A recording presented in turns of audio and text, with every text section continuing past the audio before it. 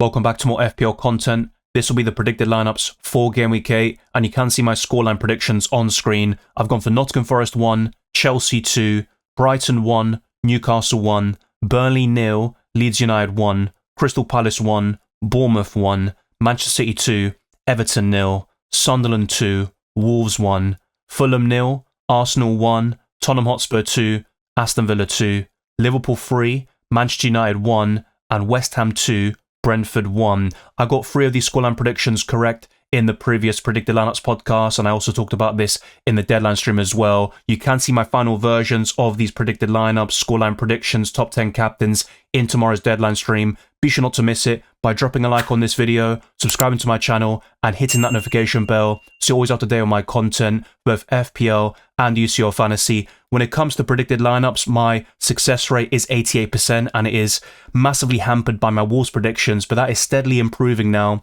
with their formation change and a more settled starting 11. I'll start off in alphabetical order. You could definitely argue it's Bournemouth first, then it's Arsenal, but you kind of know the order of things as I've done throughout all of this season. I've done every single game week with these predicted lineups, and hopefully it does help FPL managers out there when deciding certain transfers, chip strategies, and much more. And check out my best wildcard squad, which I published yesterday, the transfer tips, and my team selection. There'll be plenty more content throughout this season, not just for FPL, but also UCL Fantasy, which will return next week. So over the weekend, I'll be doing Limitless and wildcard squads, my own team selection for matchday 3 after a very successful wildcard. The deadline stream next Tuesday will be hectic, but it'll be a pleasure to have you on board. And the plan is to do a reaction stream probably tomorrow after the deadline stream, of course, after all the Saturday matches have completed. So that would be around 7 p.m. in the UK. So keep your eyes peeled. There's a lot more headed your way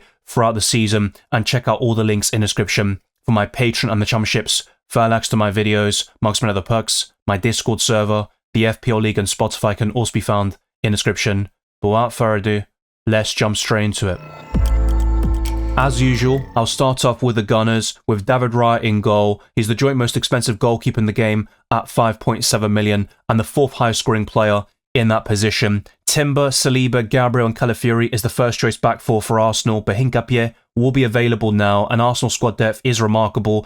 Ben White missed the open training session on Thursday, but he should be available for the next few matches, so that's not a big concern for the Gunners. And Zubimendi has been declared fully fit by Mikel Arteta. The most likely midfield partnership would be with Eze and Declan Rice, but Arsenal could also play Eze as the left winger and then have Merino, who scored a brace for Spain over the international break, start in the midfield with Saka on the right, Gyökeres up front, and I've gone for Trossard on the left, but Martinelli has also been in great form and he could also get a start against Fulham away. Then it's Crystal Palace at home, Burnley away, and Sunderland away. So 3 of the next 4 fixtures for Arsenal look quite promising, but they are away from home. And my success rate can be found on the top right-hand corner of the screen. 69 correct predictions out of 77 at this moment in time. So that's a very high successful rate there for the Gunners, but my main concerns would be in the midfield and the left wing. Who starts there will have a domino effect on the other positions, but Arsenal have a settled starting 11, that's for sure,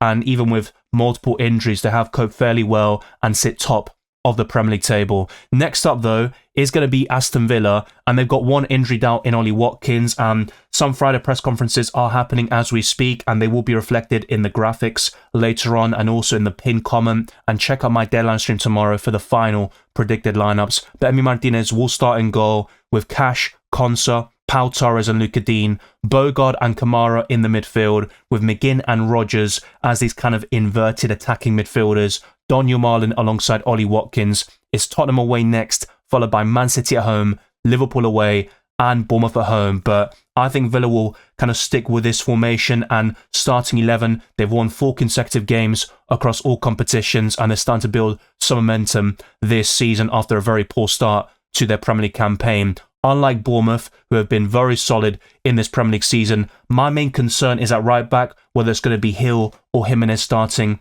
At the moment, I've gone for Jimenez. Petrovic will start in goal. Trofford and Senesi in central defence. The Argentine returned late after featuring for the Albi Celeste in the international break, but he should be available and start against Crystal Palace away. Trofford as the left back, with Scott and Adams in the midfield, and Tavernier, Kluivert, Semenyo, and Evanilson would be the front four. Brooks is injured. It's a hamstring problem and he's going to be out for the next couple of weeks at the very least. So I believe Tavernier will start alongside Justin Kluivert in that attacking midfield position. And if you're asking me, I believe the Dutchman will be on penalties over Antoine Semenyo. But if Kluivert is subbed off early and Bournemouth get a late penalty, Antoine Semenyo would be in pole position to take them once again. With Brentford, it's either a back five or they're going to go for this 4-2-3-1 formation. And if that's the case, Dango Ouattara would start. But with this back five or back three formation, it'd be Keller in goal, Coyote and Lewis Potter as the wing-backs, as Aaron Hickey is doubtful. He picked up a problem over the last couple of weeks.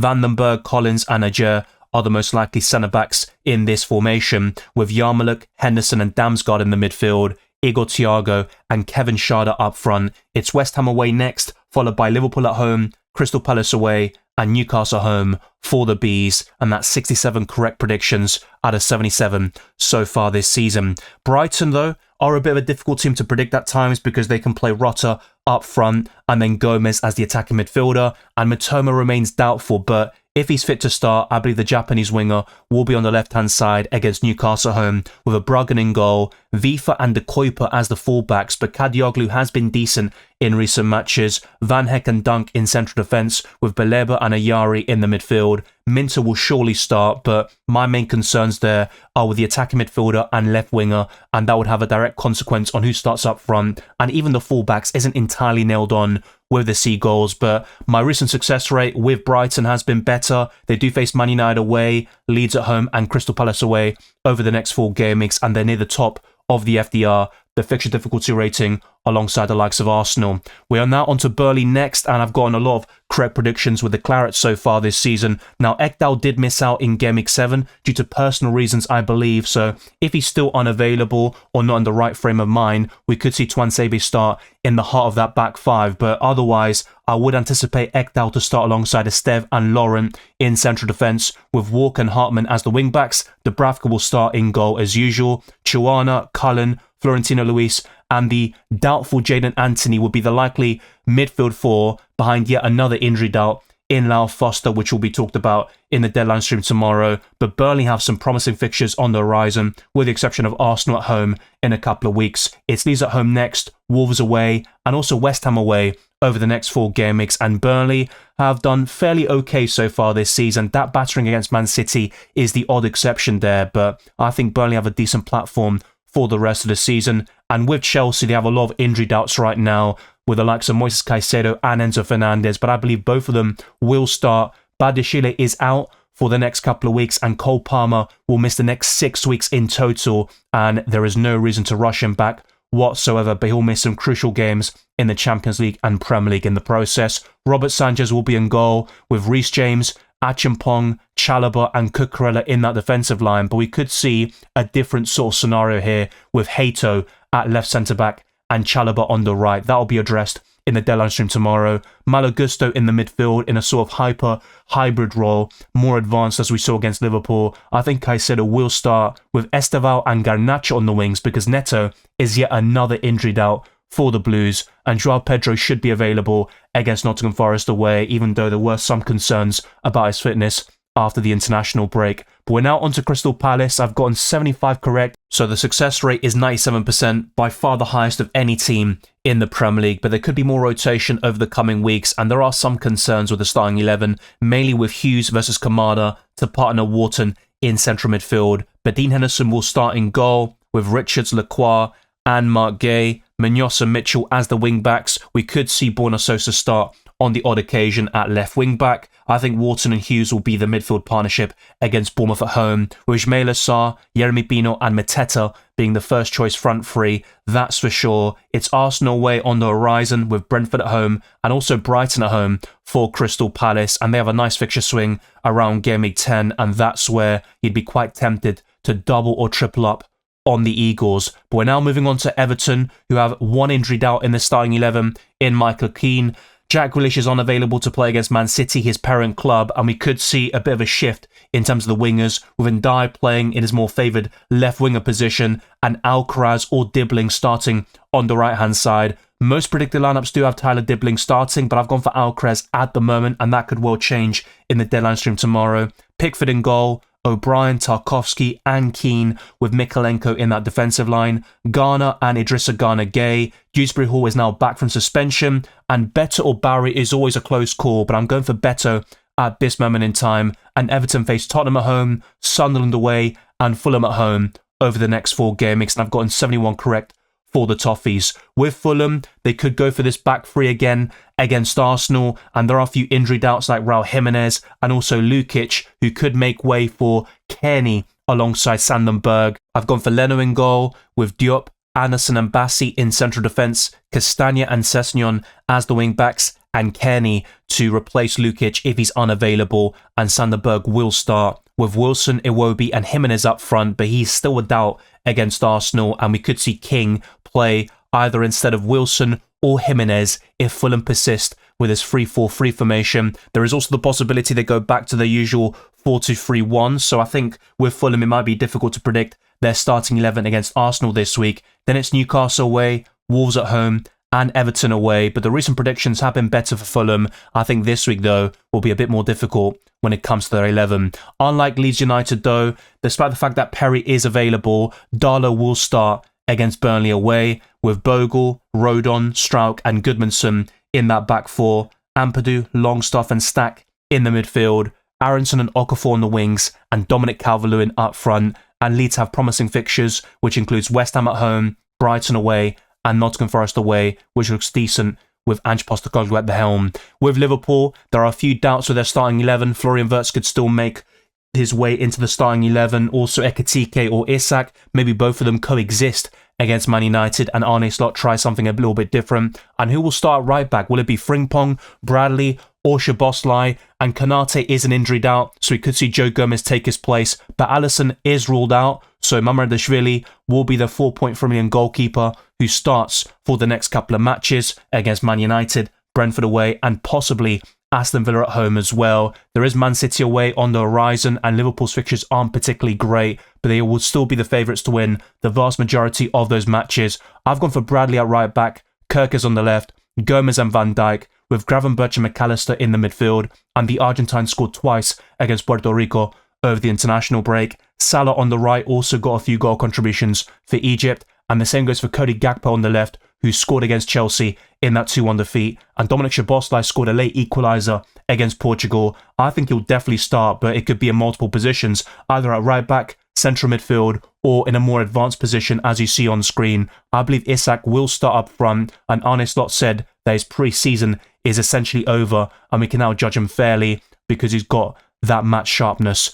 Now we're going on to Man City though, and there is room for change in this starting 11 because Pep Guardiola said in his Friday press conference that Kovacic needs quality minutes and game time to recover from his injury, and he could play 50 to 60 minutes against Everton at home. And if that's the case, I think one of Reinders, Bernardo Silva or Nico Gonzalez will drop out, but I've currently gone for Donnarumma in goal, Matheus Nunes, Ruben Dias, Gavardio and O'Reilly, with Nico Gonzalez, Bernardo Silva, Reinders, Foden and Doku alongside Erling Haaland, who is an absolute amazing form at the moment for club and country. After Everton, there are some tough fixtures for Man City, like Aston Villa away, Bournemouth and Liverpool at home, but I still think they're looking much better compared to at this point last season, and their 11 is more stable. The same goes for Man United, who have maybe been a bit unlucky in certain matches this season, and they got a good win against Sunderland. It is Liverpool away next, followed by Brighton at home, Nottingham Forest and Tottenham away, but Lamens will surely start in goal after a solid debut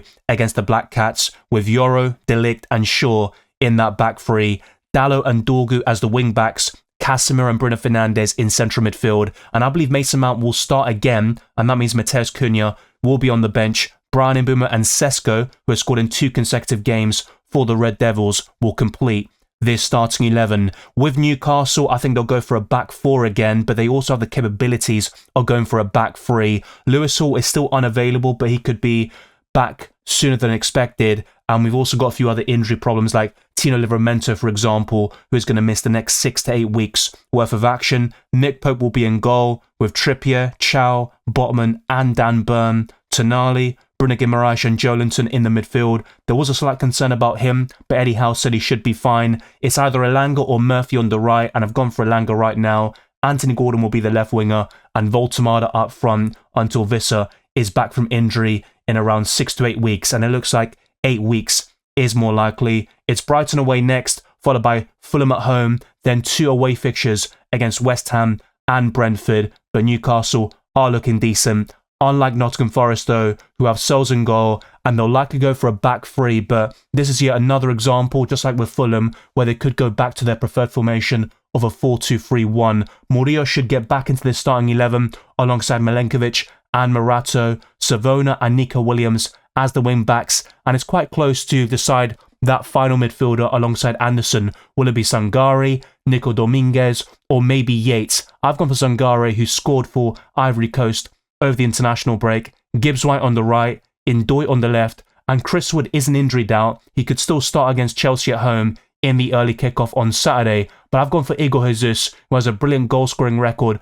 on the Ange Postecoglou in the Carabao Cup and Europa League, with braces in both of those matches where he started. So I think with Forest, they probably could have a few changes in their starting 11, and after Chelsea, it's Bournemouth away and 2 home fixtures against Man United and Leeds. As always, let me know your thoughts down in the comment section below. Do you think it'll be Igor Jesus or Chris Wood up front? Will Forest play a back 3 or a back 4? And which FPL assets do you have from every single one of these teams, including Sunderland, who have 2 injury doubts in their predicted starting 11, with Rufus in goal, Hume, Mukiele, Alderete and Masuaku, Xhaka and Siddiqui in central midfield, and Diarra remains out until December. Talbi and Adingra is my predicted choice of wingers, but I think a few predicted lineups do have Traore on the right hand side, so that could be another change in this prediction. With Lefebvre behind Isidore, it's Wolves at home next, followed by Chelsea away, Everton and Arsenal at home, and with Sunderland I've gotten 69 correct out of 77, so not too shabby with a newly promoted club. And with Tottenham Hotspur, it's Aston Villa, Everton, Chelsea and Man United over the next 4, and their fixtures are definitely taking a downward spiral, but 3 of the next 4 fixtures are at home. Vicario in goal, Pedro Porro and Udogie is the likely fullback partnership, with Romero and Van de Ven in central defence, and if they go for a 4-2-3-1, I think they'll start Paulinho and Bentancur in central midfield, Kudus and Odobert on the wings, and Xavi Simons just behind Richarlison. But Matthias Tel scored a good goal against Leeds United, and he could get the nod up front, and I don't think Richarlison will start the next 4 Premier League games. There will be rotation up front, even with Colomwani and Solanke still not quite ready yet to start games for Tottenham Hotspur. And the next team is London rivals West Ham, who have some promising fixtures on the horizon, facing Brentford and Newcastle at home, Leeds away, and also Burnley at home over the next 4 match days. Areola in goal, Wan-Bissaka and Diouf as the fullbacks, Mavropanos and Kilman in central defence, and West Ham can also play a 4-1-4-1 formation or a 4-3-3, but I think it will likely be a 4-2-3-1 with Magassa and Matheus Fernandes in central midfield, Bowen and Somerville on the wings, and Lucas Paqueta just behind Callum Wilson.